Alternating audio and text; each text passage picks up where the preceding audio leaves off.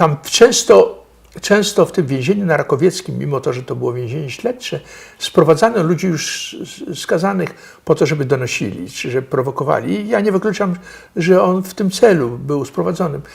Nie sądzę, żeby był Janusz Szpotański, żeby był w tym celu sprowadzony, chociaż on już był też skazany, już był dość dawno.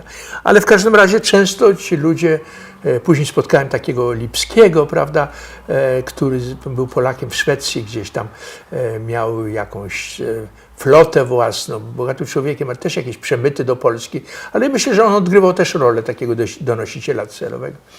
W każdym razie to było wspaniałe, intelektualne miejsce. A i był jeszcze taki student z mojego wydziału z ekonomii.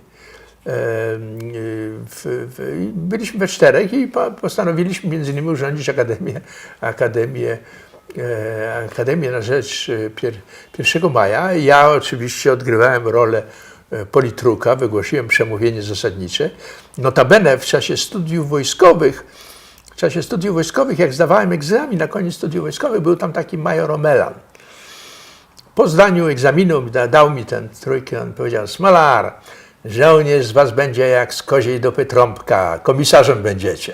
No i byłem komisarzem w więzieniu, prawda? W jakimś sensie można powiedzieć, że świat idei, czyli również ideologii w jakimś sensie był zawsze światem mojego życia, to prawda. No w każdym razie ja wygłosiłem przemówienie. Janusz Szpotański zapewnił program artystyczny, śpiewał te różne piosenki przez siebie ułożone, czy wiersze, cytował. Już nie pamiętam, jaką rolę tam odgrywali aktywną, jako publiczność, ten Polan Harasin i ów student. W każdym razie to było urocze, prawda?